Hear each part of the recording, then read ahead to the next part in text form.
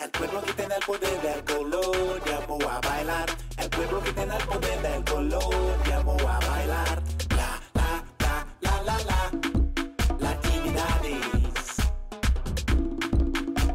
O povo que tem o poder na cor, chamou pra dançar. O povo que tem o poder na cor, chamou pra dançar. La, la, la, la, la, la. Latinidades. Eu gostaria de agradecer o convite para estar aqui e gostaria de agradecer muito mais aos nossos ancestrais.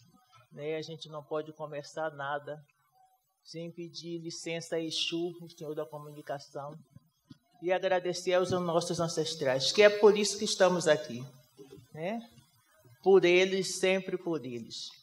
Iaia o munhebo que to. Iaia o morialá que to babaiwa. Dubé olodofi. Iau pelari. Iaia o munhebo que to. Iaia o morialá que to babaiwa.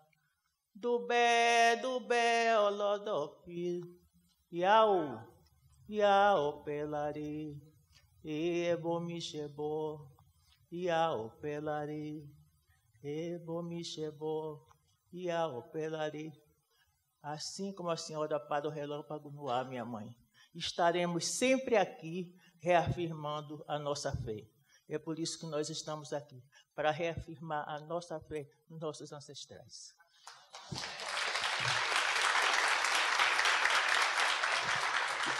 Bom, meu nome é Gersonice Equedicinha Azevedo Brandão.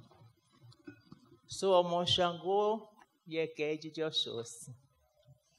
Sou filha do terreiro da Casa Branca, Iliaxé e Anaçoká, segundo a história.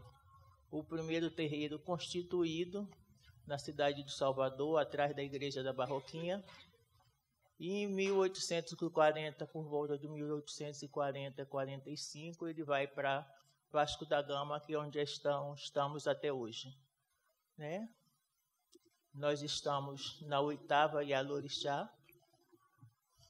e eu continuo lá como assessora e depois a gente vai conversando mais um pouquinho.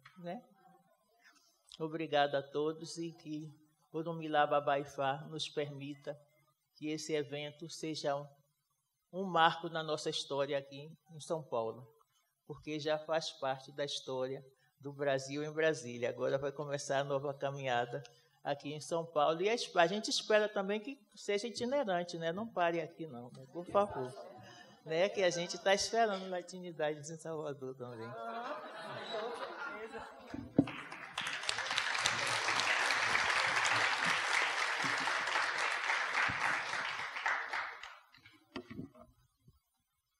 Então, na sequência, a gente passa a palavra para a Iacaren. Obrigada, Iacaren. Boa tarde. Meu nome é Iacaren, do Oxum, Omide Olá Oxum. Omide quer dizer Oxum chegou, e Olá Oxum, Oi Oxum, a força da Oxum. Eu tenho 2 nomes em Yorubá pelo fato de ter passado por uma casa de candomblé queto há 30 e poucos anos atrás. E minha Iá Isabel Domolu Cateçu veio a falecer e eu me retirei da casa. E comecei a entrar na tradição em Yorubá. Então, hoje eu gostaria de pedir a bênção aos meus mais velhos, a bênção aos meus mais novos, e pelo tema de ancestrais, ancestralidade, a gente tem o hábito de pedir a bênção para quem mexeu na minha cabeça. Então, se vocês me permitirem, eu peço a bênção para Maria de Fátima de Faria, que é minha mãe carnal, a qual me pôs o mundo, a qual me deu a vida, Eu peço a bênção a Isabel Cateçu, que já está no Orum. Eu peço a bênção ao Babá Ribas de Exu, que também já está no Orum. E, principalmente, que me ensinou na tradição, Babá Ribas. E peço também a Iassandre Pega, uma mulher de Xangô, que também já está no Orum e que me ensinou a tradição africana ainda mais. E eu peço o meu Babalaô, a qual a casa eu estou frequentando hoje já há um tempo, que me acolheu. Já era um amigo de anos e me acolheu na sua casa para a gente seguir a tradição em Yorubá, que é o Babá Rotimi, um nigeriano, que está no Brasil há 30 anos e é da casa Ile Olodumare, a casa do Criador, na Zona Leste. Então, eu peço a bênção a todos eles, que cada dia eu aprendo. Com todos eles que eu passei na casa, eu costumo dizer que eu não era uma Iaô, eu estava fazendo mestrado e doutorado dentro da casa. Eu aprendi muito com com essas mães de santo e pai de santo, e cada dia a gente aprende, né? A gente vai aprendendo aos poucos, sempre é um aprendizado. Então, eu queria agradecer a organização, agradecer a você, Ana Flávia, uma mulher de Oiá, pelo convite. E é um prazer, sendo paulista, daqui de São Paulo, estar presente no encontro de mulheres negras e homens, e isso que continue em outros lugares. É esse o projeto. Então, eu espero que minha mãe Oxum, minha mãe Oiá e meu pai Exu leve todo esse legado para outros lugares, porque nós precisamos de conhecimento, de aprendizado. Tá bom? Obrigada a todos vocês que vieram, que saíram da sua casa para prestigiar. E espero que a gente consiga responder para vocês o que vocês precisam. Axé. Oriô.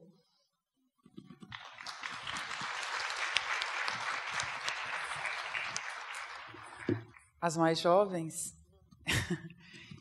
considerando a dinâmica que as mais velhas estabeleceram, eu acho que a gente pode fazer essa primeira rodada da apresentação e depois a gente já começa, né? Anália.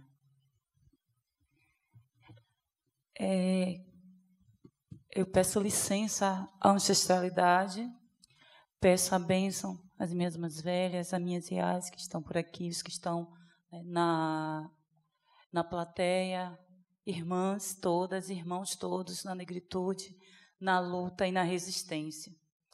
A Irmandade do Rosário dos Pretos do Pelourinho se sente honrada em estar aqui presente, representada por mim, uma criança lá dentro, uma entidade que tem lutado contra a intolerância religiosa em Salvador, tem lutado no diálogo juntamente com os terreiros, acolhendo-os, aprendendo com eles e levando um pouco da história do povo negro de Salvador, dando continuidade a essa história. Eu agradeço imensamente o convite, Ana Flávia e toda a coordenação, todas as meninas da coordenação, e nos dispomos a dialogar um pouco sobre a nossa forma de ser e estar no mundo a partir de uma Irmandade Negra, a partir do chão da roça, porque eu era plantadora de quiabo, e minha mãe já rezava para a Nossa Senhora do Rosário, que eu tinha uma enfermidade há 7 anos, e a partir dessa oração dela, eu fiquei curada dessa enfermidade, e vou para Salvador, início dos anos 90, e lá me encontro na Irmandade do Rosário, e venham dialogando com essa Irmandade, e agora no papel de pequena irmã, e também no papel de diálogo e levar a Irmandade do Rosário onde quer que seja chamada. Então, eu estou no papel de irmã e também no papel de pensadora, de iniciante de pensadora, de refletir sobre esse papel da Irmandade do Rosário. Então, eu agradeço imensamente o convite, a oportunidade. E nós vamos dialogando e vamos para frente. Mas não dá para ficar calado aqui, né? Então vamos nós. Eu sou de lá, da África. Se eu não sou de lá, meus ancestrais são de lá, da África. Eu sou de lá, da África.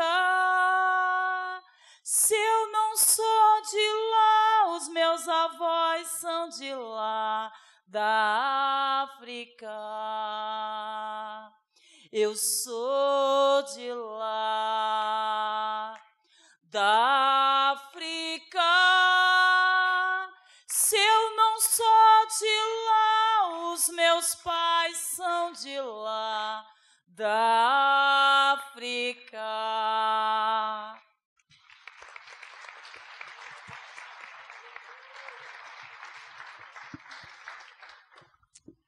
Boa tarde a todas e todos. Falar depois é sempre um desafio, né? Quero agradecer, né, a produção, toda a equipe do Latinidades, pela proposta, pela oportunidade, o desafio que foi fazer esse festival, trazer ele para cá. Isso é um verdadeiro ato de resistência, de compromisso com a coletividade. Muito obrigada, Ana Flávia, minha amiga, né? Cumprimentar toda a mesa, e a Karen, Eked Sinhá e a Nália. Eu sou a Juliana Maia, eu sou membro da comunidade batista de São Gonçalo, região metropolitana do Rio de Janeiro. Eu sou uma mulher preta evangélica, moradora do Rio de Janeiro. É uma cidade militarizada, uma cidade que é um estado o estado mais evangélico, né, desse país.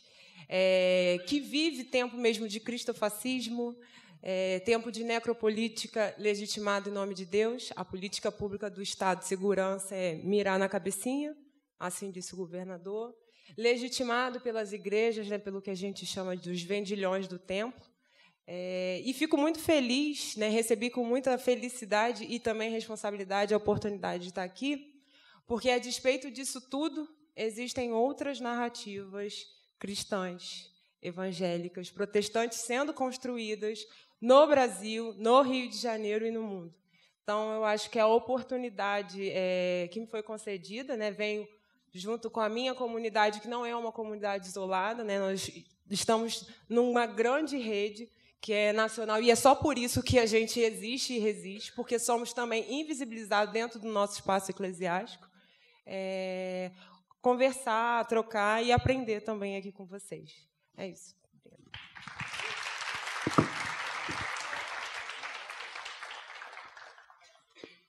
Bom, eu acho que a gente pode, então, retomar as falas considerando essas tradições que se articulam aqui, né?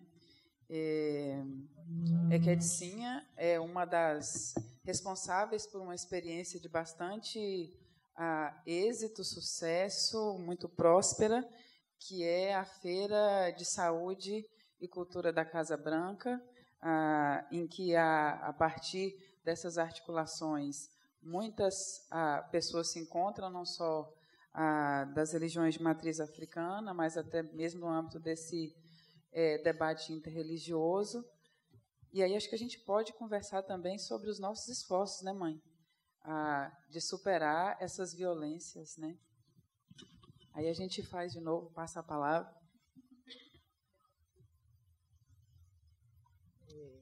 Eu acho, não, tenho certeza, né, que a nossa história faz parte da luta, né? A luta faz parte da nossa história. Mas, assim como os nossos ancestrais encontraram estratégias, né? Várias estratégias para hoje podermos estar aqui, louvando nossos orixás. A gente tem um ecumenismo, né? A gente, na Casa Branca, se faz 4 missas por ano. A Igreja do Rosário também é nossa casa, né? A gente fica muito à vontade na Igreja do Rosário. A gente faz missa para São Jorge e homenageia Oxóssi. faz missa para São Miguel e homenageia Lucuedé, a gente faz missa para São Pedro e homenageia Xangô, e a gente faz missa para São Jerônimo e também homenageia Xangô. Né? E tudo isso numa comunhão com a Igreja do Rosário. E a Feira de Saúde é mais ou menos isso. Né? Foi uma estratégia que nós encontramos para lidar com a comunidade do entorno. Né? Porque até 2000, 2002, começamos a feira na praça, em 2003, porque nós já fazíamos um trabalho de saúde com a comunidade, mas dentro do terreiro, né? E a gente achou que era muito pouco só cuidar dos nossos, né? E também faz parte da nossa história, a gente não cuida só da gente, a gente cuida da gente e do que está do lado de fora, né? Aí nós resolvemos fazer a Feira da Saúde do lado de fora do Candomblé, na Praça de Oxum, né, para convidar a comunidade, até para desmistificar a coisa de que gente de Candomblé come criancinha, que sacrifica animais por sacrificar. A gente tinha que dar essas satisfações às pessoas da comunidade, que nós estávamos ali há mais de 100 anos e muita gente não entrava porque tinha medo de adentrar um Candomblé. E aí criamos a Feira de Saúde, assim como os nossos também tinham medo e vergonha de ir a um posto de saúde por não ser reconhecido como pessoas normais. Então fizemos uma parceria com a Universidade da Bahia e fizemos a Feira de Saúde, a Secretaria de Saúde, e começamos a fazer a Feira de Saúde para o público do entorno desde 2003. E isso foi muito bom, porque as pessoas começaram a entender o que é uma comunidade religiosa de terreiro de Candomblé.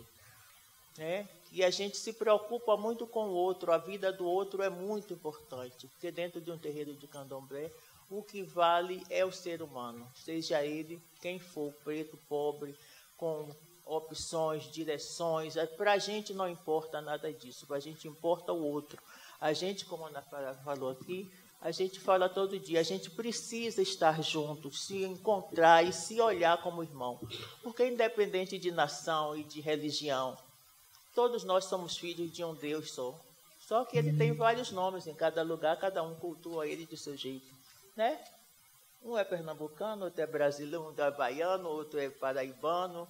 E assim é. E Jesus é isso, Deus é isso aí. É Jeová, é Javé, é Buda, é Orumilá, é Ifá, né? É o Lodumaré, que é o nosso Deus. E por conta disso, essa Feira de Saúde, a gente tem um contato realmente com toda a comunidade, não só do entorno, como pessoas que vêm de fora para participar da feira. Foi muito bom que, a partir da Feira de Saúde na Casa Branca, nós conseguimos, com a Secretaria de Saúde, né, criar, né, a saúde da população negra, porque a gente não tinha isso. Negro nunca teve uma preocupação de alguém se preocupar que nós temos diferenças, somos diferentes de alguma forma. Existem doenças que só dá em negro. Né? E a gente chegava num posto de saúde e a gente não sabia para que lado ia e chegava lá, tomava qualquer remédio e ia para casa. E hoje foi um avanço, né? E nós tivemos uma pessoa também da nossa comunidade, que a essa altura também que era da Secretaria de Saúde e passou a ser a coordenadora da saúde da população negra. E hoje, em quase todos os terreiros de Salvador, a gente já consegue fazer uma feira de saúde em prol da nossa comunidade. Eu acho que isso foi um dos primeiros passos importantes dentro da comunidade. Mas temos várias outras estratégias, que é lidar com o social além da saúde, né? Como o espaço cultural que nós temos, que capacita várias pessoas, não só da comunidade, como de outras comunidades de terreiro de Candomblé. A gente trabalha com crianças, nós temos um grupo de capoeira com 50 crianças, a gente trabalha com mulheres idosas, a gente trabalha com adolescente. Eu acho que o terreiro de Candomblé é um espaço de preservação e de proteção à saúde e à educação. Eu acho que é o lugar onde nós olhamos para todos com o mesmo olhar, olhar de irmão.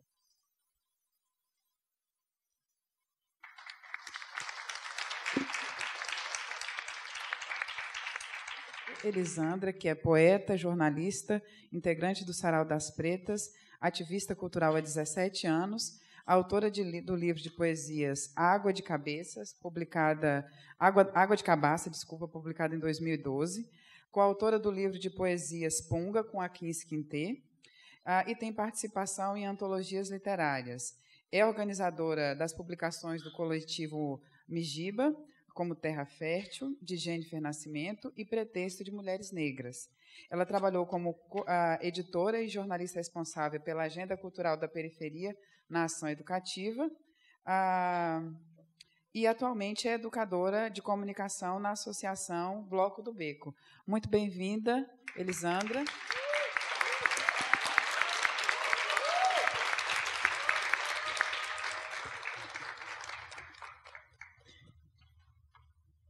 Bom, agô, peço desculpa pelo atraso ou pelo adiantamento das horas, né?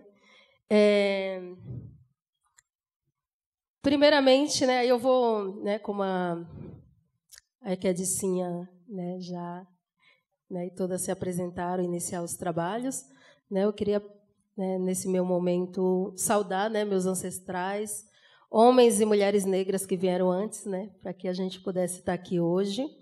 E para mim é uma grande honra, né, estar aqui com vocês. Vocês me inspiram. E eu queria dar sequência, né, nas falas. Obrigada, querida. Obrigada pelo respeito, obrigada pelo carinho. Eu costumo dizer, e na nossa religião de tradição iorubá, nós cultuamos os mais velhos. Nós cultuamos nossos ancestrais. Nós temos que ter respeito aos mais velhos, respeito aos nossos pais. Estou vendo que aqui tem muito jovem, meninas, criança. Nós devemos respeitar nossos avós, quem tem avó, quem tem avô, que não é meu caso, que minha mãe desapareceu aqui em São Paulo na época da ditadura, em 74, que era uma militante, uma mulher negra, e não faz parte da história, né? Porque nós temos vários na história, mas negros nós não temos. Onde que nós estávamos? Escondido, não. Nós estávamos aqui, batalhando e sobrevivendo, né? E eu sou uma sobrevivente. Com meus 54 anos, eu sou uma sobrevivente. E trabalho com judeu ortodoxo há 40 anos como empregada doméstica. Hoje eu já estou aposentada. Meus patrão não mora mais no Brasil, foi embora para Israel, mas o que eu tenho, eu devo ao meu orixá Oxum e devo aos meus patrões judeu-ortodoxo. Com eles eu aprendi e com eles eu sobrevivi. Eles me acolheram. E a religião judaica tem essa coisa de perguntar para o mais velho. O jovem não faz nada sem perguntar para o mais velho. E aí vem com a nossa religião, Casa de Candomblé, a religião da tradição em Urubá, africana, de perguntar aos nossos mais velhos. Ontem eu estava na casa do meu babalaô e eu perguntei para ele se eu tinha permissão de usar o nome da casa. E ele virou para mim e falou, é lógico, Iá, a senhora pode falar o nome da casa. Porque eu não poderia falar se ele não me desse permissão. Então, eu costumo dizer que a gente cuida do nosso ori. Ori é a cabeça. E os nossos ancestrais, os nossos antepassados, quer que a gente prospere. Não quer que a gente caia, que a gente bebe demais, que a gente fica doente. Eles deixaram a gente aqui. Então, o legado deles é para a gente prosperar. Na luta, devagar, sem desejar as coisas dos outros, sem desejar o mal para os outros, se colocar no lugar do outro. Nós temos um monte de meninas negras, mulheres negras de 32 anos, 33 anos, falecendo com pressão alta, de bebida. Eu atendi uma pessoa essa semana que ela está virando alcoólatra. Então, nós temos que correr atrás e ajudar, como Eked Sinha falou, a saúde mental da mulher negra e do homem negro. Cuidar, tem hora que tem um amigo do nosso lado que está pedindo socorro e a gente não percebe. A nossa vaidade está mais forte que um socorro. Então, a gente tem que se orientar. Qualquer religião, como a Eked falou, mas tem que ter uma religião, ter uma fé, ter alguém em cima que fala mais, que manda. A gente não consegue fazer as coisas tudo sozinho. Então, a gente tem que ter essa fé dentro da sua casa, dentro da sua religião, mas começando respeitando os mais velhos. A partir do momento que a gente respeitar o nosso, já fica mais fácil. Eu peço agora para Eked Sinha, que ela é minha mais velha, mas por eu ser Iá, eu acho que não dava para mim falar, né? O certo seria ela, porque eu sou mais nova que ela, né? Então, agora para a senhora, mas a gente tem que cuidar do nosso ori e cuidar dos nossos, pensar nos nossos, porque nós estamos morrendo. E a partir do momento que o nosso ori não tem equilíbrio, não tem sabedoria, nós vamos embora. Eu faço parte também da aliança, que é da saúde de São Paulo, da população negra, a qual está aqui também aí a Luciana, que é nossa representante de Oiá, Mojubá, minha irmã. E estamos com esse projeto aqui em São Paulo para cuidar da saúde mental das pessoas. Quando eu abro um oráculo na minha mesa para jogar para uma pessoa, a vida sexual dos meus clientes me diz respeito. A vida mental dos meus clientes, a consciência mental, me diz respeito. Então, eu tenho que louvar o ori deles, cuidar do ori deles para eles ter equilíbrio. É isso que é cuidar. E nós precisamos cuidar um do outro para a gente não se acabar. Porque, senão, a gente se acaba, mesmo sendo muito forte.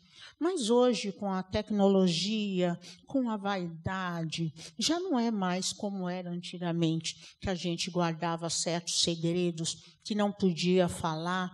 Hoje a gente tem que acolher e ver se a pessoa tem um problema, está com alguma coisa. Senta para ouvir. O ouvido foi feito para ouvir. E tem hora que tem uma pessoa que só quer falar. E quer saber que palavra você tem para aquela pessoa. Não quer mais nada. Você não pode não ter uma condição financeira para acolher aquela pessoa, mas talvez na hora certa você tenha uma palavra acolhedora para poder dar para aquela pessoa antes que ela faça qualquer loucura. Então, isso na tradição, a gente coloca que os ancestrais nossos, pai, avô, bisavô, se vocês têm coisa de ter o nome deles, reze por eles, porque eles querem que você, aqui na Terra, fique bem. Então, na hora da angústia, na hora do desespero, pede para os seus ancestrais te cuidar, e eu tenho certeza que eles vão cuidar de vocês. Porque eles, lá onde eles estão no Orum, eles não querem ver vocês sofrer. Eles querem ver você feliz. Então, faça de tudo para ser feliz. Abrir o coração e tirar essa mágoa do coração tão forte, que o coração mata. O coração mata. Então, se a gente não abre, tira essa mágoa, a gente se perde. E isso vem uma doença, vem outra coisa, e quando a gente vê, tem que fazer um tratamento para um câncer, fazer uma terapia, fazer outras coisas, porque começou aqui, no coração, e aqui no ori, na cabeça. Então, eu gostaria de pedir para vocês se cuidarem e passar esse conhecimento para outras pessoas, amigos de vocês, que talvez alguém do seu lado está precisando de apoio.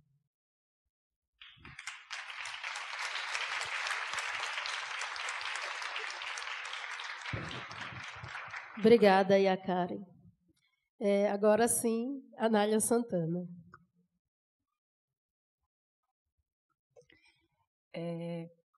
O que a gente aprende lá no Rosário dos Pretos. Os mais velhos são o nosso pilar. Os mais velhos são os que têm os saberes. E a gente tem que levar isso para a vida, né? Eu fiz uns slides até para trazer umas imagens do Rosário dos Pretos. Peço pessoal, se puder colocar. Eu vou situar a Irmandade do Rosário dos Pretos no sentido de colocar que as Irmandades Negras elas estiveram presentes em todo o território nacional e em muitas cidades elas continuam ativas e dialogando com a contemporaneidade. A Irmandade do Rosário dos Pretos ela foi formada por negros do Congo e Angola por volta de 1600 e pouco, porque assim o primeiro documento, o compromisso, é de 1685, mas desde 1604 ela já funcionava nos porões, né, da antiga Igreja da Sé. Então, ela vem, na sua trajetória, construindo uma história, um legado, um diálogo e uma formação identitária para o povo negro de Salvador, o povo negro católico, e os que se aproximam do seu espaço, da sua casa. Falar da Irmandade do Rosário dos Pretos é falar de muitos e muitas nossos antepassados ancestrais que, ao serem transplantados forçadamente pelo processo escravocrata, muitos deles já tinham uma aproximação com o cristianismo. Se nós temos as irmandades, muitos deles foram o que trouxeram na memória, essa memória ancestral, que plantou em cada canto desse país uma semente negra dentro do catolicismo brasileiro.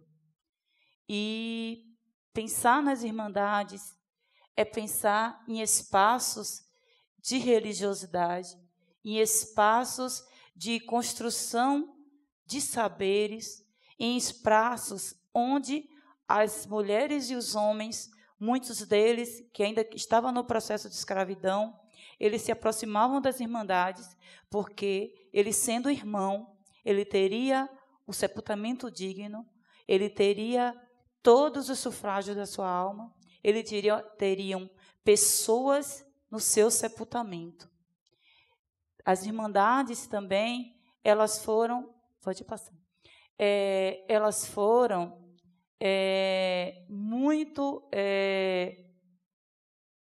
nesse processo de colonização que nosso povo sofreu, especialmente o processo de escravização, a compra de alforria aconteceu em muitas irmandades, a caixa de ajuda mútua. Então, isso faz parte do processo de construção das irmandades negras. Você pode adiantar, por favor?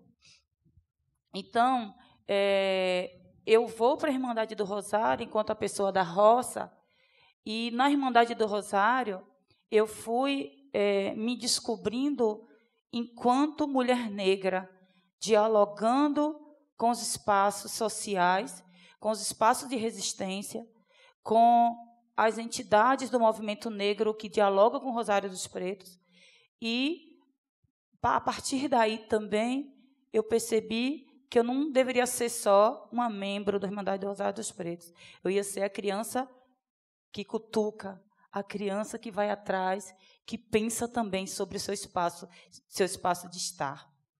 E lá na Irmandade do Rosário, alguns irmãos, eu cheguei lá por volta de 99, 98, 2000, eu começo a frequentar mesmo em 2000, e depois, a partir de 2002, 2003, eu já começo a ser apresentada aos irmãos, e aí alguns irmãos, embora seja uma entidade formada por homens e mulheres negras, negros e negras, aí alguns irmãos disseram assim, aí, foi dar poder a essas mulheres, para que é que vocês estão tendo? Isso me mexeu por dentro do meu lugar de criancinha ali, né, curiosa. Fui. Você pode falar que eu já fui adiantando algumas coisas, porque eu fui trazendo as imagens. E pode voltar desse segundo para a gente contextualizar. E aí, quando alguns irmãos falaram isso, eu quero estudar um pouco sobre isso. Quando eu vou ver o documento da Irmandade dentro da Igreja Católica, o documento que rege as Irmandades é chamado de compromisso. Ele tem validade jurídica e tem validade também eclesiástica. E estava lá no compromisso: pela qualidade do sexo, não exercem atos de mesa. Então, nós mulheres, desde que foi fundada a Irmandade, homens e mulheres sempre puderam participar, mas na Irmandade do Rosário do Pelourinho, nossas irmãs antepassadas, elas não poderiam nem sequer entrar na mesa administrativa. Na sala da mesa, não é na mesa, na sala da mesa, não podia passar na sala da mesa. E eu fui estudar esse processo de que hoje homens e mulheres já podem participar da Irmandade, enquanto divisão do poder administrativo. Então, essa Irmandade, ela, desenvolvendo suas diferentes atividades, né, ela resiste com o tempo. Né? Nós tivemos um encontro de Irmandades Negras, teve gente de Floresta, teve gente de Pernambuco, do Rio Grande do Norte, São Paulo, do Rio de Janeiro, de Minas Gerais, muita gente, muitas irmandades, embora muitas estejam em interdição, muitas irmandades procurando continuar desenvolvendo suas atividades a partir das especificidades dos tempos contemporâneos. E, pode passar. E o compromisso dizia lá que pela qualidade... Aí eu fui saber disso. Conversando com as irmãs, fui saber das irmãs por que as irmãs estavam lá desde sempre, mas não podiam administrar. E os compromissos de 1900 já estava pela qualidade do sexo. Aí, em 1949, não tomarão parte da administração. E continuava.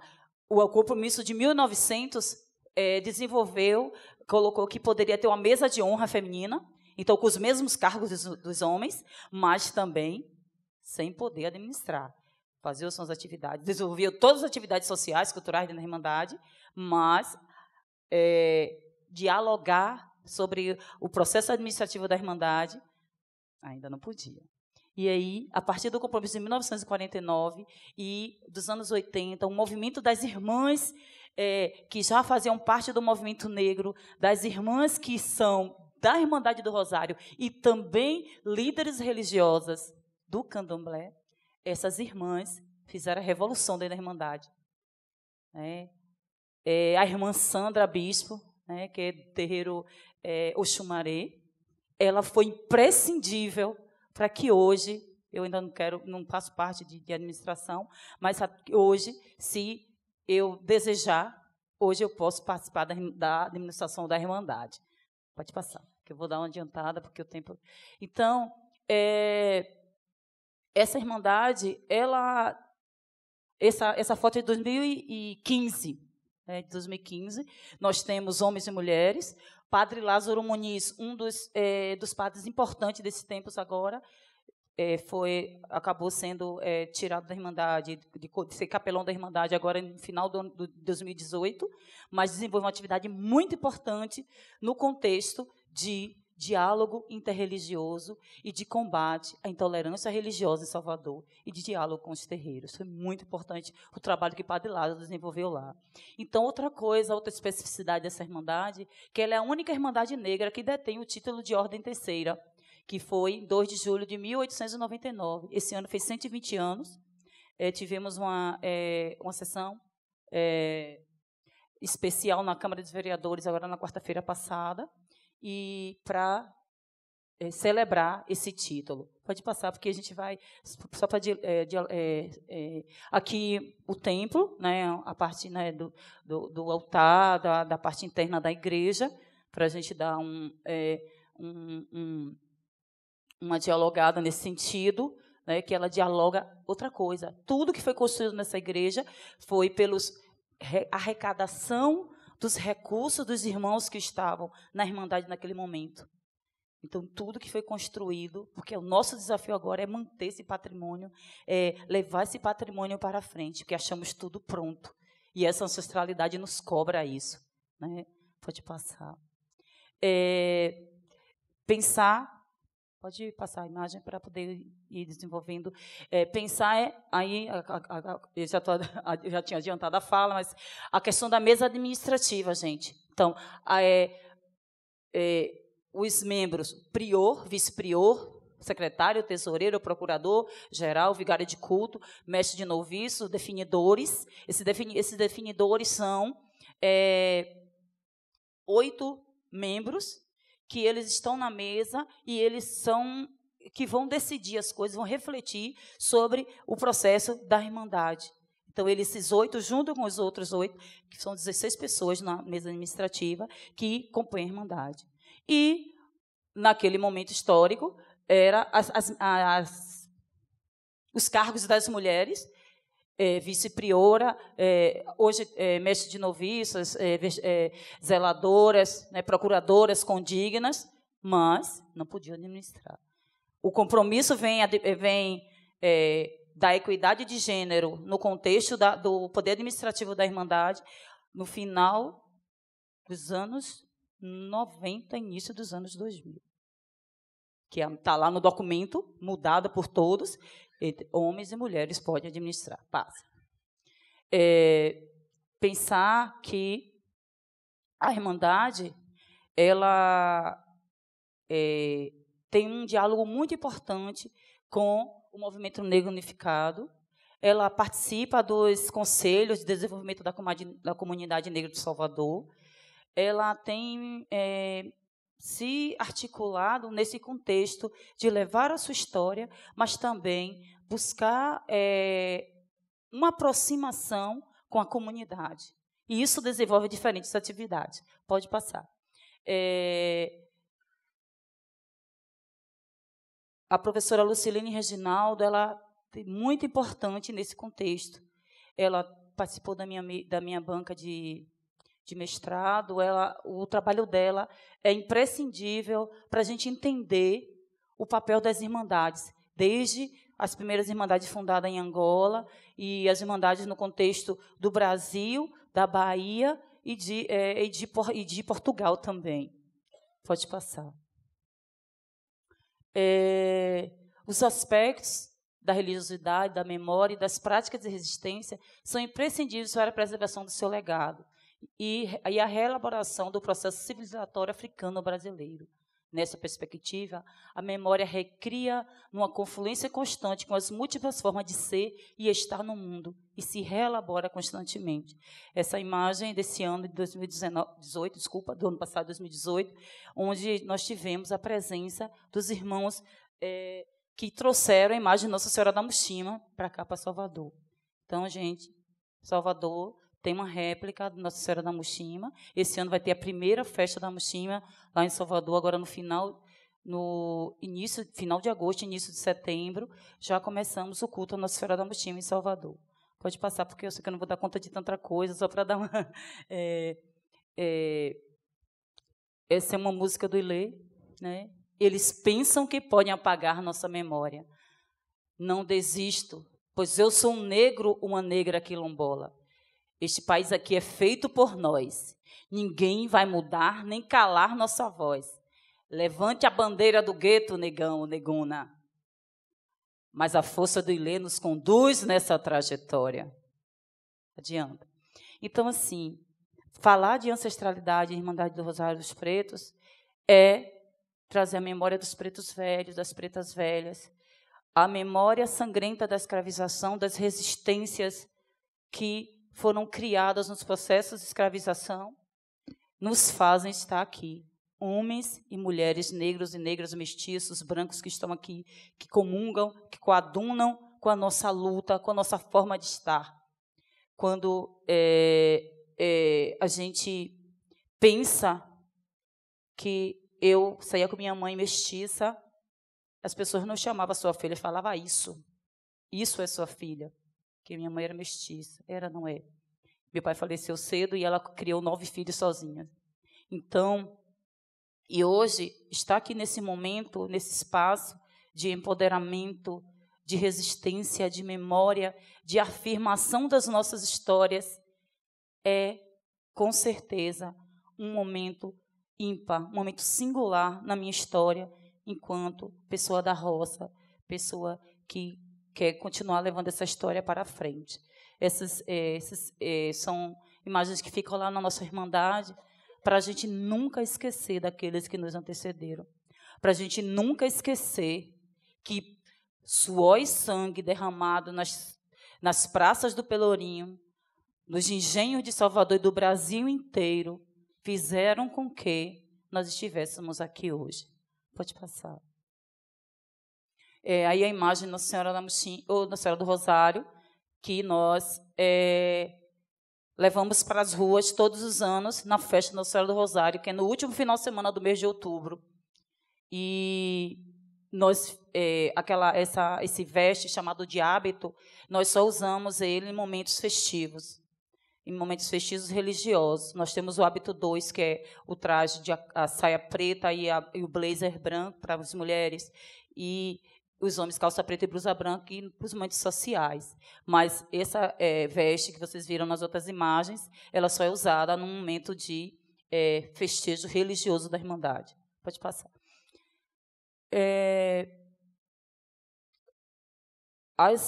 Pensar também, sabemos que a religiosidade de origem africana no Brasil é caracterizada pelos cultos a entidades sagradas, que podem ser os orixás, os inquices, os ancestrais, os voduns, os caboclos, os ibejos, santos negros e santas negras, como Santa Efigênia, Santo Elisbão, São Benedito, frutos da influência africana, indígena e também europeia, que está aí permeando, mas que se quer ser o dono do mundo.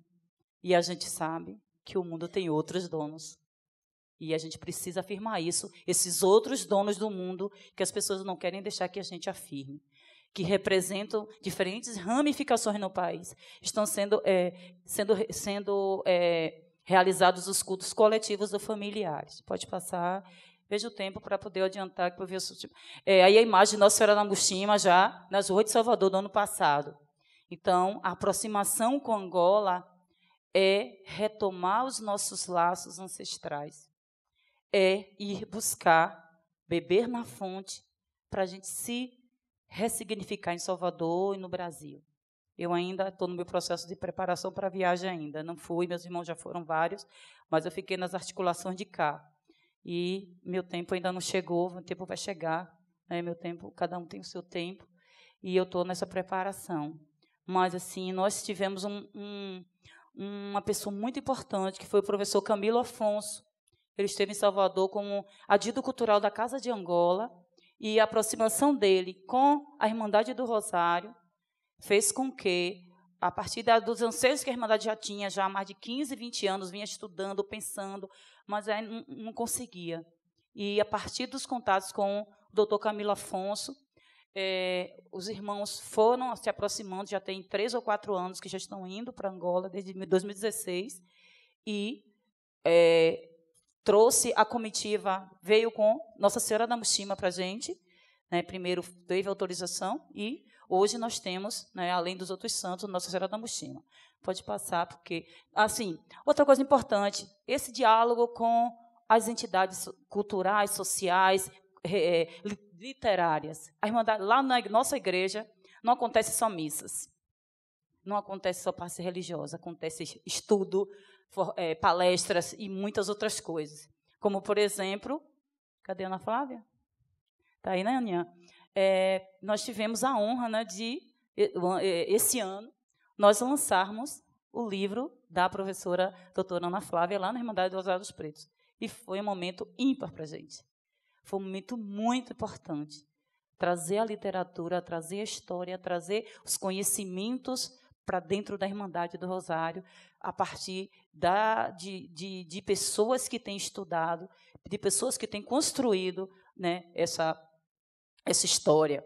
E aí está uma imagem, Nossa Senhora do Rosário, Nossa Senhora da Muxima, aí eu trago a imagem dessa irmã, né, que é a irmã Bárbara. Ela hoje é evangélica. Ela foi um dos pilares importantes da Irmandade do Rosário. Ela está evangélica, mas ela mantém a fé de Nossa Senhora do Rosário, e quando ela vai para algum evento nosso, ela canta o canto de Nossa Senhora do Rosário.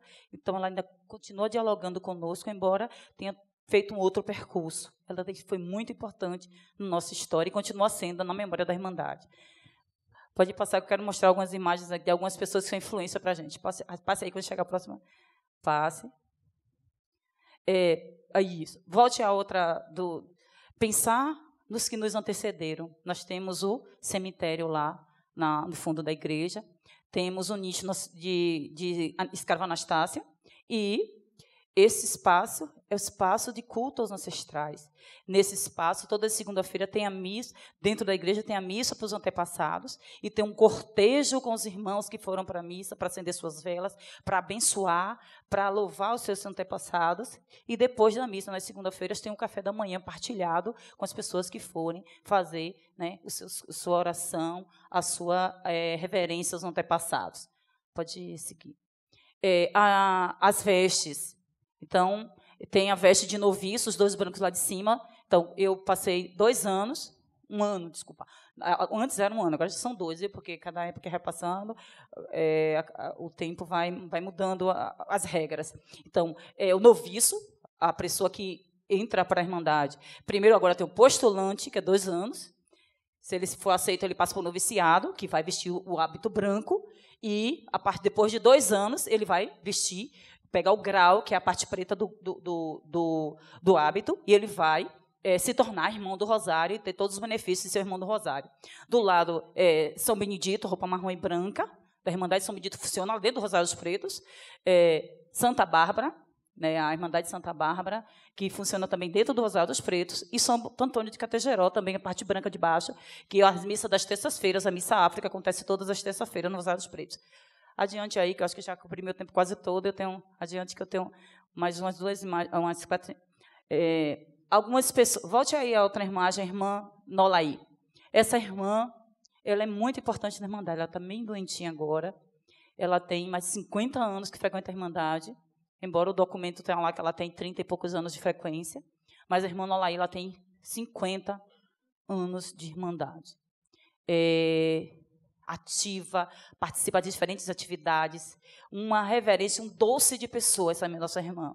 Ela é madrinha de toalha da minha filha tem 10 anos, Édila Chiesi significa alegria, e Édila, nobre princesa.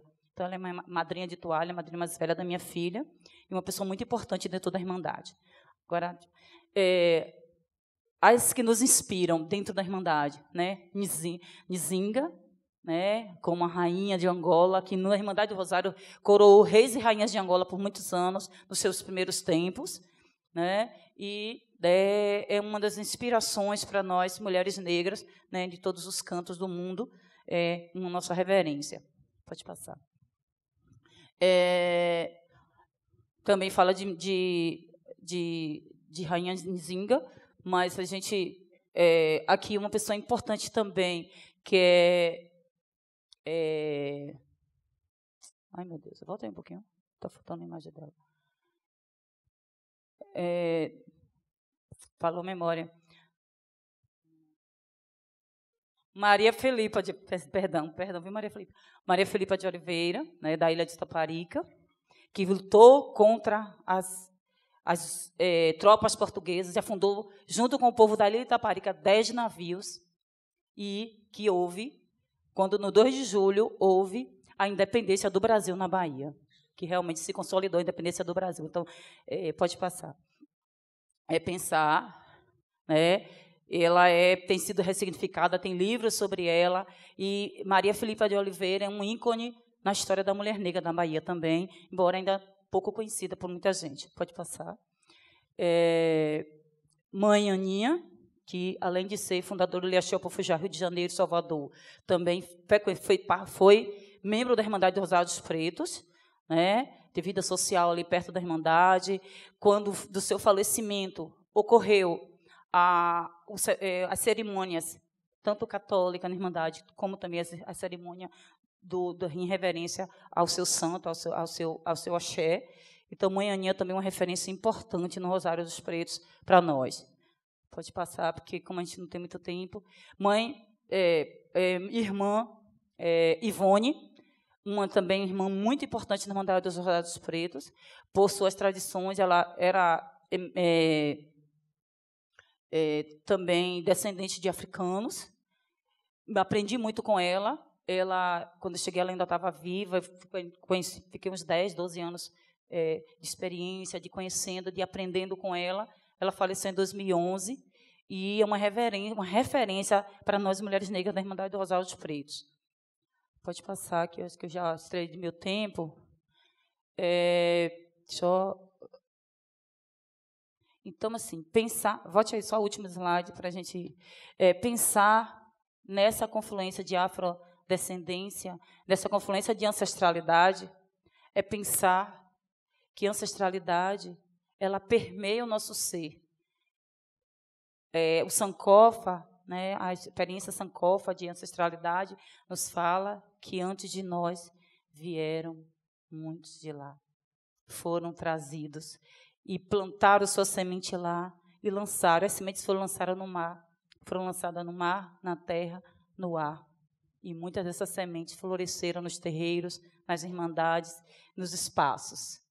Pensar também nessa cosmovisão afro-brasileira de sociedade, né? Pensar em Makota Valdina, que ela dizia, nós não somos descendentes de escravos, nós somos descendentes de escravizados, de reis, de rainhas, de homens e mulheres que foram escravizados e transplantados forçadamente para esse continente, para essas terras. Então, ela é uma referência para nós, faleceu ano passado. Mãe Estela de Oxóssi, que ela diz que não se registra, o vento leva, o registro é importante também. A oralidade está presente no Rosário dos Pretos desde sempre. Então, as rodas de preleção nos domingos, as atividades que se desenvolvem, a oralidade está presente no Rosário dos Pretos, né? Mestre Moa do Catendê, com todo o seu legado, toda a sua história, né? Seu falecimento ano passado foi muito doloroso para a Bahia e para o Brasil também. Então, Mestre Moa, né, fazemos reverência a ele. Marielle Franco e tantos outros e outras que tombaram. Que o seu sangue, né, seja força viva de paz para as nossas lutas. Muito obrigada.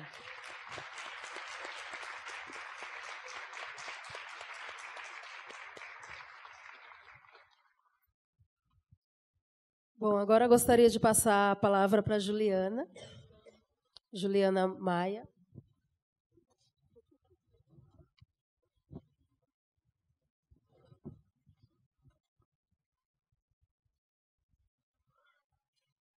Obrigada. Então, se alguém chegou no meio do caminho, boa tarde, todos e todas. Eu sou a Juliana Maia. Eu acho que a parte que me cabe nessa mesa é fazer a articulação, né, do tema da mesa, ancestralidade, religiosidade negra e resistência, a partir da minha pertença religiosa. Eu sou uma mulher, então, negra e evangélica. Sou membro da comunidade batista de São Gonçalo, que fica na região metropolitana da cidade do Rio de Janeiro. Falei aqui, né, dos desafios, então, a partir da perspectiva do local, né, da territorialidade onde a minha comunidade está localizada. Rio de Janeiro, um estado militarizado, um estado que cresce a cada dia mais o número de evangélicos, e nem por isso é um estado pacífico, o amor cristão reina, e é um estado também que mais viola e depreda terreiros e casas de matriz africana. Então, a minha comunidade também está articulada e engajada no combate ao racismo religioso, em defesa de uma narrativa cristã comprometida com justiça social, com a luta antirracista, contra o machismo e contra todas as outras formas de opressão, LGBTfobia. Eu fiz aqui uma colinha para não perder a fala, para não me perder na fala, porque, como eu disse, eu também, além de ser evangélica, eu pesquiso os evangélicos e tenho participado muito de eventos para falar desse ator político que é a direita cristã. Mas, felizmente, hoje eu vou poder falar da minha experiência, né, e da experiência da minha comunidade, que é nessa contranarrativa nessa posição de denúncia, inclusive profética, ao que a gente entende mesmo como cristofascismo, contra a violência e contra a opressão legitimada em nome de um Deus. O grupo, o segmento evangélico, é hoje o que mais cresce no país e cresce muito alavancado pela presença dos pentecostais. E aí a gente precisa fazer um recorte racial e de classe. A Igreja Pentecostal brasileira ela é preta, periférica, pobre,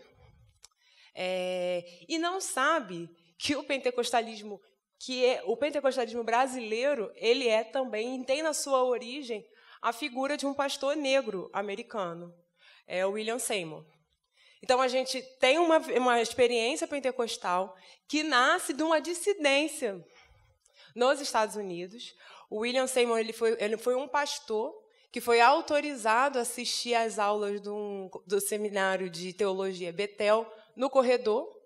Nos Estados Unidos tinha um contexto de segregação racial. Então, ele assistia às aulas no corredor por ser negro. E, a partir, então, das doutrinas e dos ensinamentos do movimento Holiness, ele começa um movimento em Los Angeles de avivamento, inspirado na passagem dos Atos dos Apóstolos de Pentecostes. E a comunidade dele nasce como contracultura. Era um pastor negro com presença de mulheres, orientando o culto, celebrando o culto, falando sobre o Deus, sobre o divino, e foi duramente reprimido, criminalizado, como seita, como algo não desejado. E isso é a origem do nosso pentecostalismo brasileiro. Porque os imigrantes, quem implantou a Assembleia de Deus, a Congregacional, todos eles passaram pela Rua Azusa. E são essas e muitas outras, e eu até citei aqui, vou citar algumas, histórias de resistência, de expressão da religiosidade cristã, que são invisibilizadas dentro das nossas igrejas. Então, a gente tem um segmento evangélico que cresce, e cresce na defesa de que os evangélicos são todos iguais, que o evangélico é contra isso ou contra aquilo. Um discurso que vai homogeneizar, e eu sempre pergunto a quem interessa. Esse final de semana, no Rio de Janeiro, eu não sei quem soube ou acompanhou, aconteceu um evento da Juventude Batista Brasileira. A Igreja Batista é uma grande denominação brasileira que está nesse campo evangélico. O campo evangélico, o termo evangélico, ele diz muito, não diz nada. É um termo de articulação política que, dentro desse termo, estão as igrejas históricas, presbiteriano, batista, metodistas, e as denominações pentecostais. Assembleia de Deus, Congregacional, Igreja Aiurde, Quadrangular, enfim. Então, o evangélico está abarcando isso tudo. Mas a Igreja Batista, então, é o terceiro grupo no país, dentro desse grupo de evangélicos, e eles fizeram um evento chamado Despertar para toda a juventude batista nível nacional, e 2 colegas, irmãos de caminhada, o pastor Marcos Davi e a Fabíola Oliveira, estavam convidados para falar de racismo dentro da igreja, e eles usaram até o termo de desconvidados, mas eles foram censurados mesmo. A Fabíola com a acusação de que ela é ecumênica, faz ecumenismo, e o Marcos Davi com a acusação de ser socialista, comunista, porque ele publicamente, durante as eleições, se declarou contra ao projeto de governo que ganhou. E essas histórias são invisibilizadas dentro do nosso espaço eclesiástico, que foi o que eu falei no início, não é por acaso. A espiritualidade e a religiosidade, elas são muito potentes. Muito potentes porque podem criar, pelo capital simbólico que elas carregam, a possibilidade de criar novas realidades, novas narrativas, novas perspectivas e horizontes de vida. Principalmente para a gente, povo negro, a Anália falou muito bem, a Eke Sinha também, a gente não sucumbiu porque a gente tinha a espiritualidade. A espiritualidade traduzida em esperança, em ânimo, renovo, possibilidade de ressignificar. Então, quando essa narrativa é controlada, quando eu tenho jovens, quando eu tenho irmãos negros que estão se convertendo mesmo e não sabem a tradição de resistência mesmo de outras pessoas negras cristãs, eu tenho um controle de narrativa e eu limito a possibilidade de luta antirracista e vou criando mesmo desarticulações. E a gente tem na historiografia vários levantes, atos de resistência negro a partir da espiritualidade. Eu marquei aqui algumas. A gente pode considerar o voodoo no Haiti, que foi fundamental no contexto da independência, da libertação dos escravizados, e é hoje considerado pelos haitianos como um elemento importante de reconstrução. A gente tem o islamismo na revolta dos malês. A identidade étnica e religiosa foi fundamental para o levante, para a revolta. A gente tem os rastafares na Jamaica.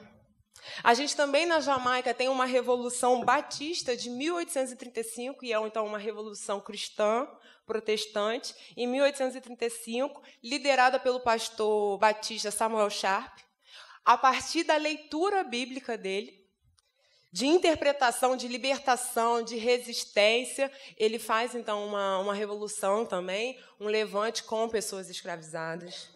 A gente tem nos Estados Unidos a presença do cristianismo, tanto na luta abolicionista, quanto no contexto da segregação racial, e ainda hoje.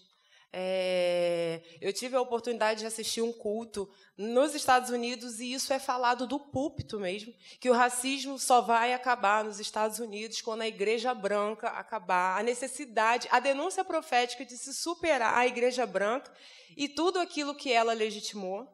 Então, a presença do espiritual, do religioso, é muito importante também nos Estados Unidos.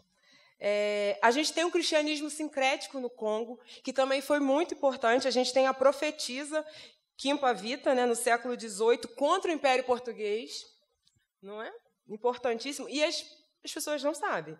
E a gente tem, no próprio Brasil, as casas de candomblé, os terreiros de matriz africana como espaço de resistência, de luta. Então, a religiosidade sendo importante aqui.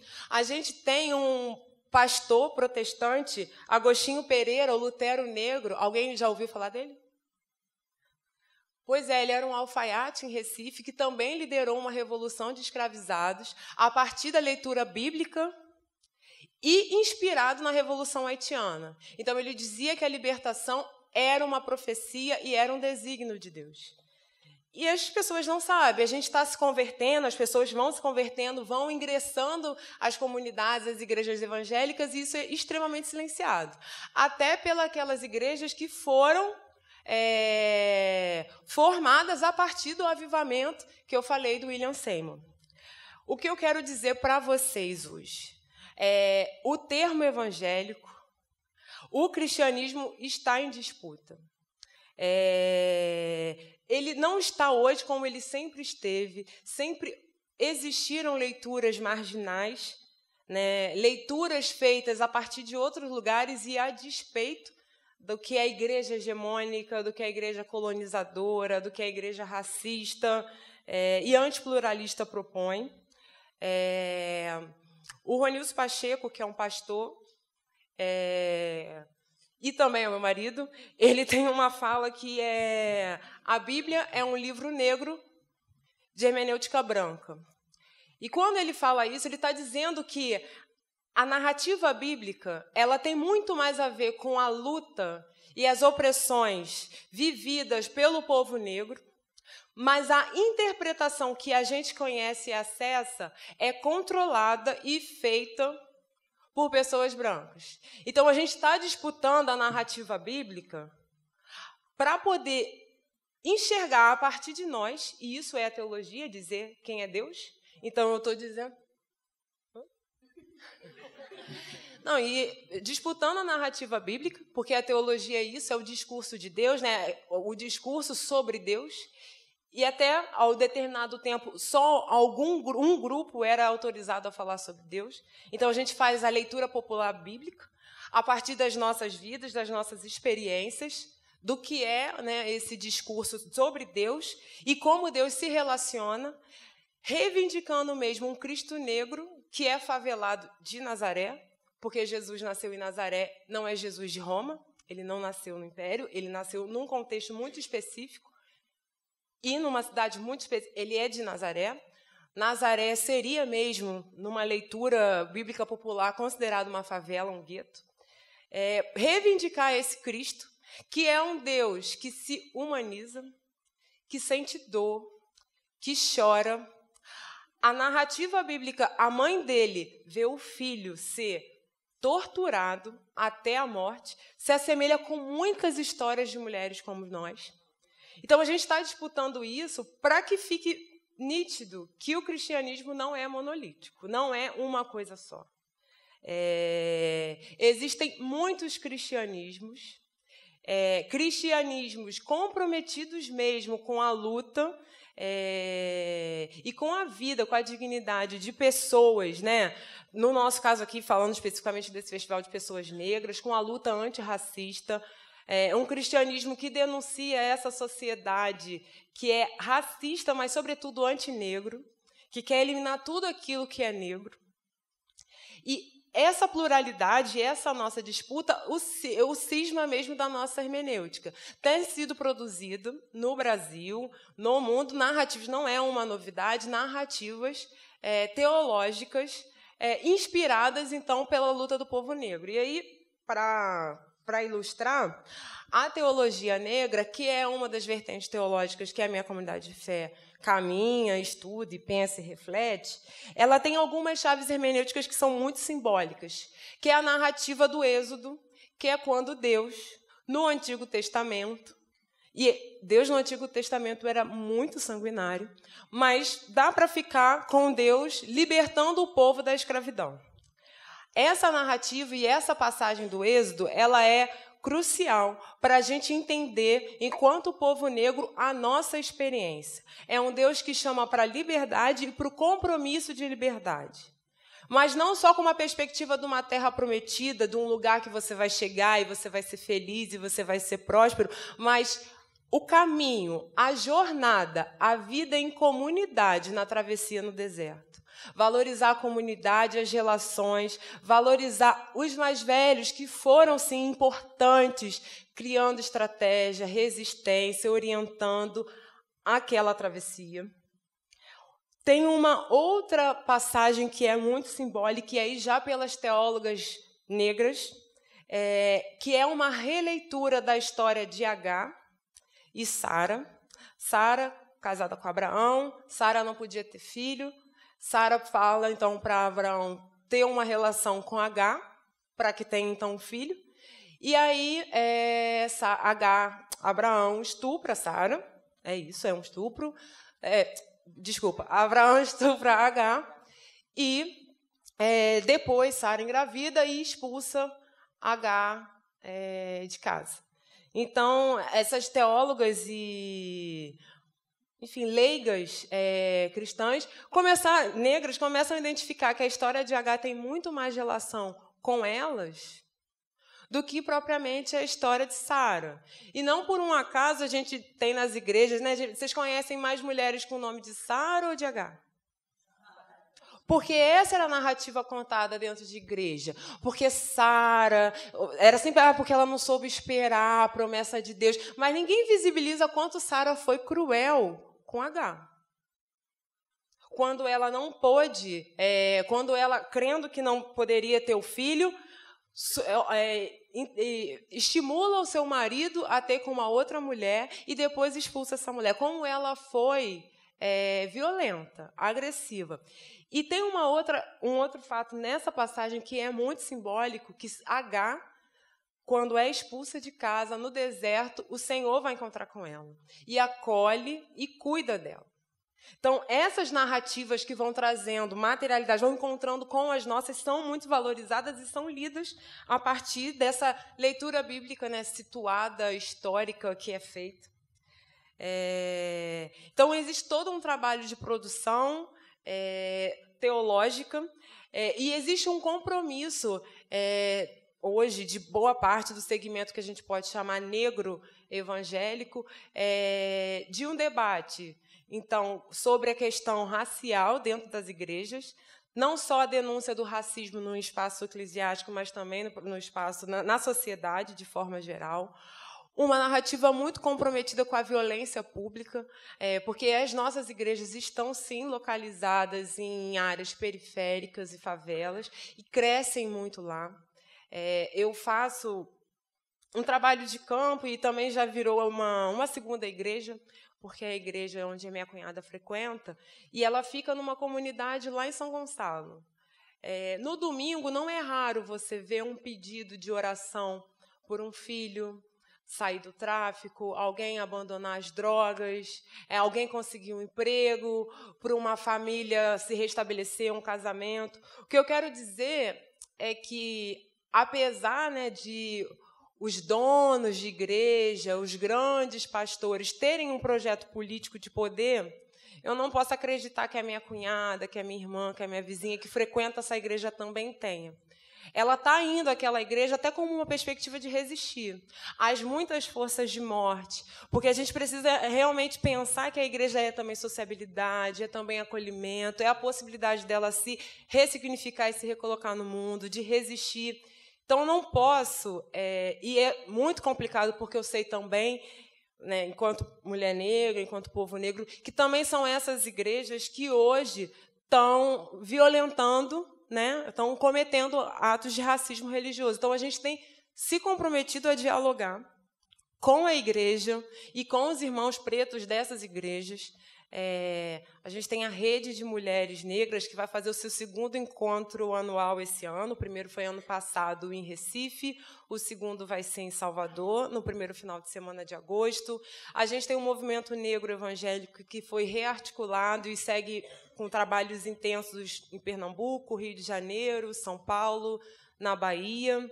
A gente tem um grupo de teologia negra com alguns nomes muito importantes, o pastor Raiz André Guimarães, que hoje está designado na Bahia, o Ronilson, o pastor Júlio, na comunidade lá em São Gonçalo, o pastor Marcos Davi, também no Rio de Janeiro. Não sei, eu vou correr o risco de não lembrar, e no caminho vou falando. Tem um coletivo das evangélicas pela igualdade de gênero, que tem um setorial negro que está se fortalecendo e crescendo, com o compromisso de visibilizar as outras possibilidades, as outras narrativas. E eu acho que o mais importante para a gente pensar e abrir para as perguntas é que a igreja por si só, ou as religiões por si só, elas não são só conservadoras ou só libertárias. E, em alguns contextos muito repressivos, talvez a igreja seja a única porta que essas pessoas tenham como acessar, como espaço de segurança, como espaço de resistência. Então, é por isso também que a gente tem disputado, porque não nasci numa igreja já com essa visão. Eu também tenho uma caminhada de igreja, enfim, me converti, e, ao longo dessa caminhada, fui tentando me reencontrar, né, enquanto mulher negra, num espaço que não me agredisse, que não agredisse os valores que eu acredito, que não agredisse os meus ancestrais, que não agredisse os meus parentes, enfim, a minha família, mas a possibilidade da gente construir. A gente tem feito essa construção, que é coletiva, e não esquecendo mesmo onde estão os nossos irmãos e irmãs. Tem a Frente Evangélica pelo Estado de Direito, que é coordenada pela Nilza Valéria e o pastor Ariovaldo Ramos, e ele tem uma frase que é muito simbólica, e para pensar, né, porque a gente está num país que o censo diz, né, assim, a expectativa do censo, né, os estatísticos dizem que se o ritmo de crescimento dos evangélicos se manter, até 2040 a gente tem 40% da população evangélica, sendo que a maioria, a estatística é a cada 10, 6 são pentecostais. E o Ariovaldo ele tem uma frase que é, para mim, muito simbólica, porque me faz pensar. Ele diz que a revolução vai ser pentecostal. O que ele quer dizer é que a gente não pode deixar esses irmãos que estão nesses espaços, deixar de desconsiderar essas pessoas. Então, a gente tem se organizado para fazer um diálogo, para fazer um debate comprometido com a luta antirracista, sobretudo, e também com o chamado do Cristo Negro, libertador. E é isso. Obrigada.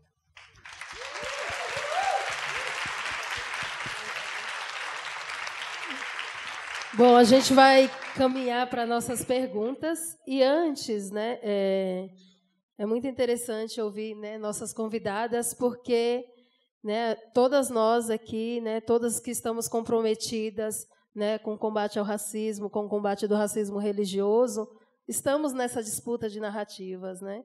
E, ao mesmo tempo, a gente tem a ancestralidade, né, que é o tema da mesa, né, a ancestralidade como pertencimento. E aí, para iniciar a parte das perguntas, eu fiz um poema, né, que eu ia fazer no início,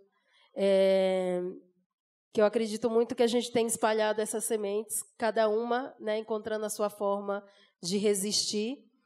O poema chama Redemoinhos. Quem pode acalmar esse redemoinho de ser mulher preta? Quem pode prender essa ventania que mora em mim? Essa fertilidade de espalhar boas sementes, de unir elementos contraditórios dentro de si. Tempo que se fecha sem chover, poeiras do meu indizível, fogo que alastra, indomável pelo caminho, águas que recuam e voltam com intensidade. Nessa estabilidade de nascer tempestade e dissipar-se fogo, fecha meu ponto fraco nas espirais dos meus ventos. Movimenta o meu corpo para que ele não morra. Quem pode acalmar esse redemoinho de ser mulher preta?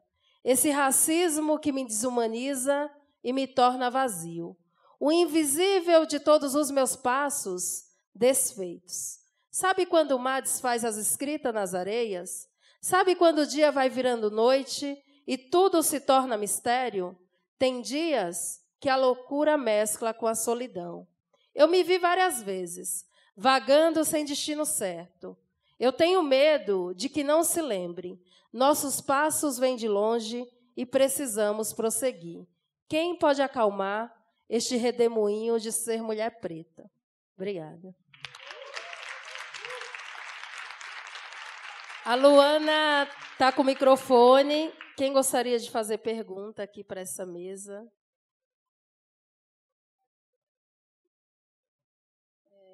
A benção de todos, das minhas mais velhas, na mesa. Queria dizer que é um prazer imenso estar aqui. E meu nome eu sou Iá Luciana, de Oiá, tenho uma caminhada aí já.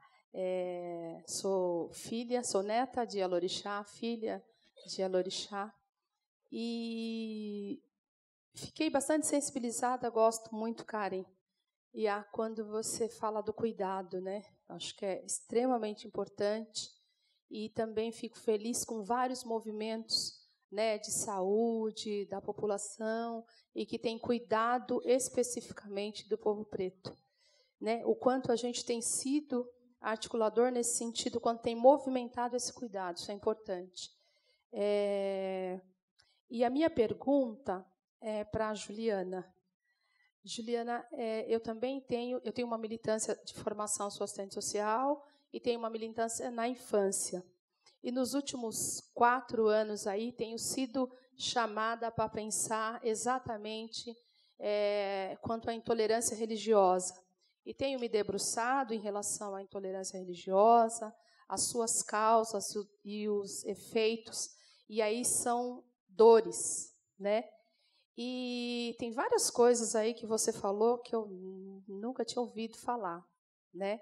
Até talvez por conta da minha religião, por exemplo, de H, eu nunca tinha ouvido falar de H.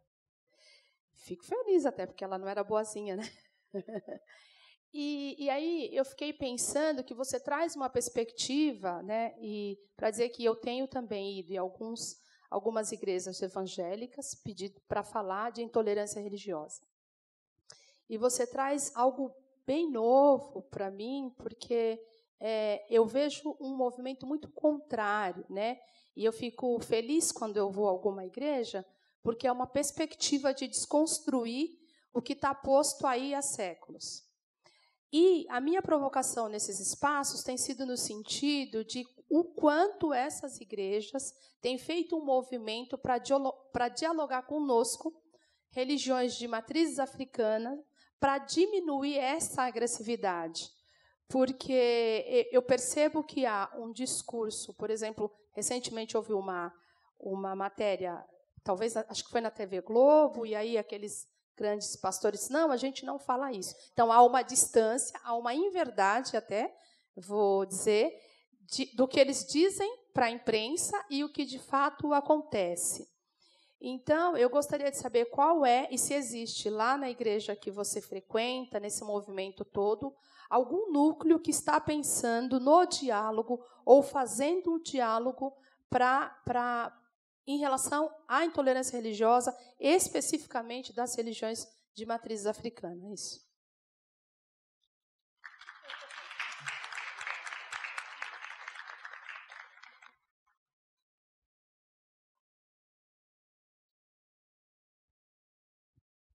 Tudo bem? Eu só não anotei seu nome. É Iá? Luciana. Obrigada pela sua pergunta. E legal mesmo, são coisas que a sua surpresa, também fui surpreendida não há muito tempo, né? Estou nessa caminhada, mas também é algo recente, de 7 anos para cá. Na minha igreja, na minha comunidade, sim, e a gente não trata nem mais de intolerância religiosa, a gente chama mesmo de racismo religioso. Enfim, por articulação que a gente tem com outros muitos, a gente tem um diálogo. A teologia negra é uma teologia que dialoga muito com as outras pertenças religiosas. E a gente trabalha, então, com a ideia de racismo religioso e de enfrentamento mesmo. A gente faz fóruns na nossa comunidade, recebendo, então, pessoas de matriz africana. A gente teve, na semana retrasada, o Lucas de Deus, que é um irmão nosso, de um terreiro de candomblé em Mesquita, e ele também é pesquisador, e ele está rascunhando está esquadrinhando todos esses ataques de intolerância, de violência religiosa que a gente tem, de racismo religioso no estado do Rio de Janeiro. O Rio de Janeiro tem um fenômeno dos traficantes evangélicos. Alguém já ouviu falar disso? Então, isso também está sendo mapeado, e isso está sendo visto como a gente também trabalhar, como acessar, inclusive, uma igreja dentro de um território para poder falar de racismo religioso. Não é algo tão simples, porque agora tem outras forças, né, para você acessar. Então, a gente faz... Então, esse ano a gente teve Lucas de Deus, ano passado a gente recebeu a Mãe Flávia e também a Igreja Católica, porque em São Gonçalo a gente está precisando fazer uma coalizão, um grupo mesmo para enfrentar outros problemas. E a gente percebeu que essa segregação, esse distanciamento religioso inviabilizava a luta. Então, para a gente reivindicar melhorias na saúde, na educação, como, eu não vou no terreiro, o terreiro não vem aqui, a gente não tinha força comunitária. Então, a gente tem feito essas articulações, e não só recebendo as pessoas, a gente também vai. O pastor da minha comunidade, um dos pastores, né, o meu marido, ele é o pastor auxiliar, e o pastor Júlio é o pastor diretor, presidente da comunidade. A minha comunidade, ela é batista, mas ela não é ligada à convenção. Por conta de tudo que a gente pensa e acredita, a gente então não está mais nesse espaço vinculado na estrutura rígida e eclesiástica. Então, a gente também vai aos terreiros, a gente também faz esse diálogo, não só dentro da nossa igreja, mas para a comunidade. A gente fez uma campanha falando do racismo religioso e do racismo dentro da igreja, no YouTube. Eu poderia ter enviado, mas acabei que eu não trouxe. E... meu marido já esteve lá na Casa Branca falando com os jovens lá. Então, a gente tem esse diálogo, sim. E isso, para a gente, é um braço muito importante dentro da luta antirracista.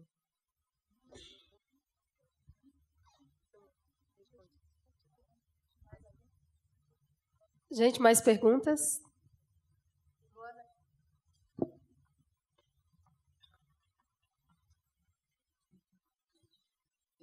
Boa tarde. Acho que a fala da Juliana impacta porque ela apresenta a descoberta do insólito, né? A descoberta daquilo que nós não conseguimos acreditar que seja possível, né? Ao mesmo tempo, essa nossa dificuldade de enxergar toda essa experiência de resistência negra, antirracista, antimachista, anti-LGBT-fóbica e contra o racismo religioso evangélico é algo que faz com que a gente interprete mal a própria experiência das irmandades católicas negras e esse diálogo, essas continuidades, essas simultaneidades que foram vivenciadas com o candomblé, com outras matrizes religiosas africanas, né? E aí eu queria, então, que a gente fizesse uma roda aí dessas experiências, que a gente que as senhoras, então, falassem um pouco também sobre como foi isso, assim, como que esse convívio religioso, essa capacidade de conviver na diferença é algo que faz parte da história de vocês. Algo que, inclusive, nos ajuda a entender essa agenda política que nós temos, de conseguir nos aproximar e ver não só aquilo que nos distancia. Normalmente, Juliana disse que é convidada para falar sobre desculpa, Juliana, mas do lado de cá a gente usa essa expressão, os crentes reacionários, né? Os crentes de direita. Então, que a gente pudesse, então, refletir sobre nossas potencialidades de nos encontrar e como isso faz parte também, em alguma medida, das nossas histórias. El pueblo que tiene el poder del color llamó a bailar. El pueblo que tiene el poder del color llamó a bailar.